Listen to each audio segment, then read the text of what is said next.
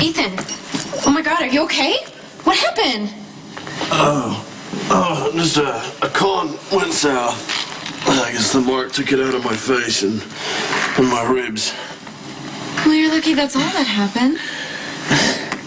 Been running this con since I was 16. I could run it in my sleep. I don't know what went wrong. Well, maybe you should take it as a sign to not run that con anymore. Nah, see, I'm not gonna let a few busted ribs and busted lip keep me out of the game. This isn't a game. This is your life. And you're throwing it away just like Dad did. You know, ever since I came to town, people have been comparing me to Luke. Wouldn't take that as a compliment. Luke gets a bad rap. But he's a decent guy. He's always been good to me. That's because you guys are cut from the same cloth. This look proves it. I understand the high that Luke gets from pulling a con. I also understand the restlessness he feels if he's stuck in one place for too long. It's like walking through quicksand. You know, you try to get out, but it keeps pulling you down. You can't get out fast enough. So why are you still here? I mean, you don't have any ties. I was curious. I wanted to see if people were right. If I actually was like Luke, and so far I am. Well, let's just hope it doesn't lead you to hanging out with Helena. Well, I can't say I haven't had an eye for a lady of mystery every now and then. She is a lady of misery. She is a challenge, all right? And I guess that solves the nature versus nurture challenge, right? I mean, I'm a Spencer, through and through. I don't think that I am. I always wanted to be. I wanted to feel that connection. But I grew up on all these stories and hearing Dad talk about it. You know, I can just tell that it's the happiest time of his life. Maybe. But there is something to be said for not having to look over your shoulder. He lives for the rush. Settling down was never part of the plan, but I show up and, you know, I get sick and he has no choice. Oh, okay. Luke was drinking way before you showed up. His path that he's on right now is not your fault. I still feel guilty, which is why I wanted to buy this place and make it up to him and give him something to come home to. It was a nice thought. No, it's pathetic. It's so pathetic. I had this fantasy that we were gonna, like, work together side by side, like he and Lucky at the Triple L. It's not pathetic to want to be closer to your father. I know I do. Well, it doesn't matter what we want.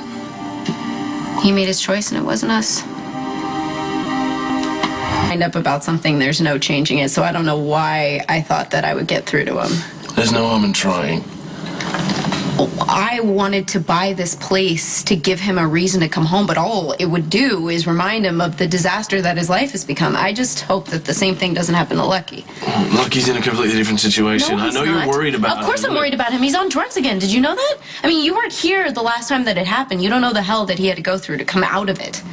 Okay, let's just try to keep all this in perspective, all right? Lucky lost his wife and his son within months of each other. That's more than enough reason to drive anybody to a bottle of pills. I think that Lucky deals with his problems the same way that Dad does. He, I don't know, takes a match to his life and watches it burn just like he did our family home. I'm just afraid if he goes down that road again, he'll never be able to get out of it. That's what we're here for.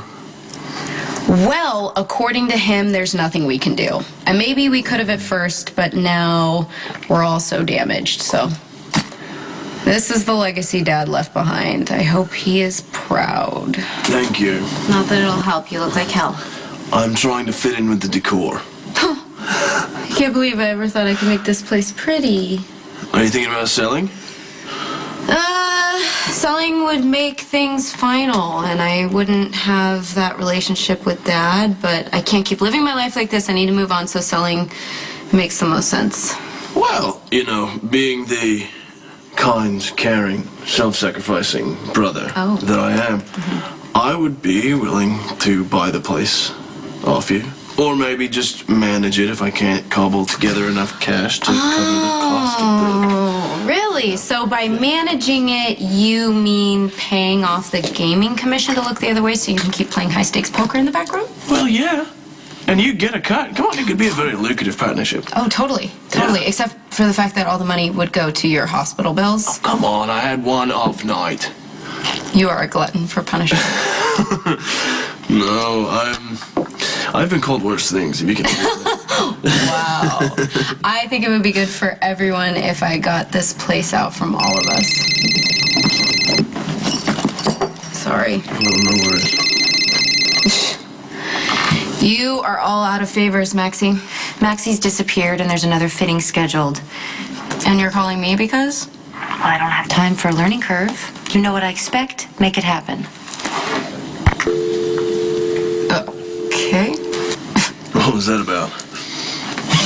Kate is looking for someone to kick around, and I'm the only one around, so... Oh, now who's the glutton for punishment, huh? Look, I don't have a lot of job offers coming in, and I should actually be thinking about how to make a living, but yes, I am a glutton for punishment. Well, you know, my offer is still on the table, I'm telling you.